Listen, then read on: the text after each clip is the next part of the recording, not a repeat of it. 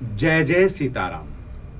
विश्व की सबसे प्राचीनतम संस्कृति सनातन धर्म का प्रत्यक्ष प्रमाण, विश्व का सबसे बड़ा मेला महाकुंभ, श्रद्धा, विश्वास और आस्था का संगम। पूरे विश्व से लोग इस मेले के दर्शन के लिए आते हैं। कहते हैं जब देवासुर संग्राम हुआ तो उसमें से अमृत घट भी निकला। इंद्र के पुत्र जयंत उसकी सुरक्षा के लिए इसको लेकर भागे और उनके पीछे असुर भी भागे।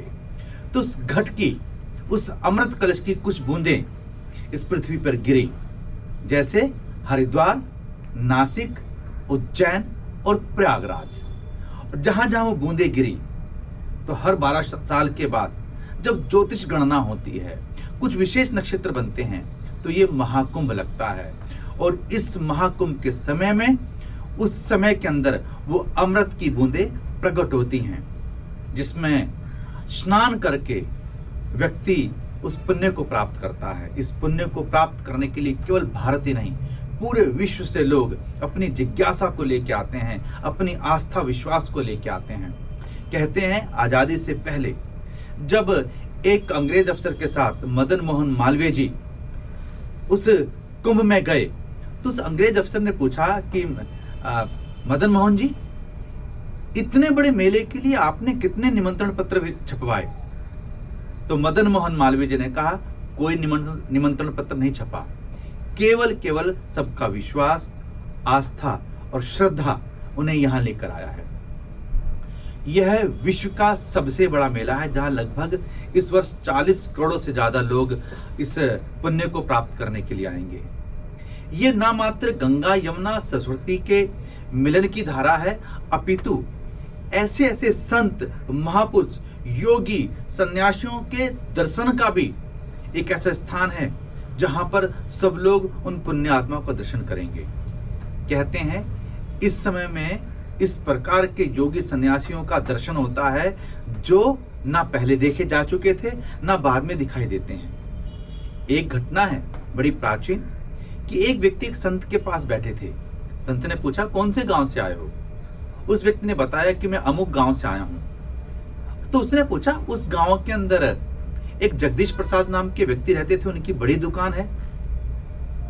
उसने कहा, एक बड़ी दुकान तो है बड़ी हलवाई की, पर जगदीश प्रसाद तो नहीं कोई। कि अच्छा, पर वो दुकान होने की थी।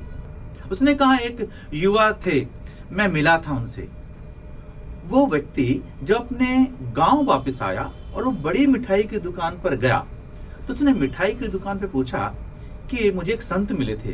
तो उन्होंने पूछा कि जगदीश जी ठीक हैं जिनकी मिठाई की दुकान है? तो उस दुकान वाले ने आश्चर्यचकित होकर कहा कि जगदीश जी तो उनके परदादा के दादा का नाम था। अब आप सोचिए, एक सन्यासी मिलता है जो जगदीश जी का नाम लेता है और जगदीश जी उसके परदादा के दादा थे, तो सन्यासी की उम्र कितनी होगी?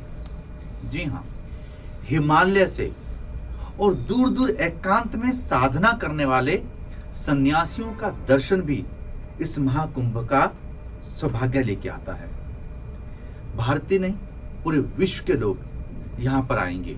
और जो समुद्र मंथन का दृश्य है, आप थाईलैंड जाएं तो उसके एयरपोर्ट पर ये देवासुर संग्राम का समुद्र मंथन का चित्र बना है। अगर आप कंबोडिया जाएं या आप इंडोनेशिया जाएं तो वहां भी महाकुंभ से रिलेटेड बहुत सारे चित्र और भित्ति चित्र दिखाई देते हैं। वास्तव में ये महाकुंभ एक सांस्कृतिक जन जागरण है। ये महाकुंभ विचारों के मंथन की जगह है, इसलिए वहां सब लोग आते हैं और पुण्य की प्राप्ति करते हैं। आप भी जरूर जाइए और साथ में उस कुंभ में स्वच्छता का ध्यान रखें, सफाई का ध्यान रखें, किसी की मदद करें, किसी संत का दर्शन करें और अपनी भारतीय संस्कृति की यादों को लेकर आएं और ताज़ जिंदगी कुंभ की कहानी सुनाएं एक दूसरे को। तो पुनः हम सब चले महाकुंभ की ओर दर्शन करने के लिए संतों का और गंगा यमुना सरस्वती की त्रिणी में स्नान करने के लिए। जय जय सीताराम।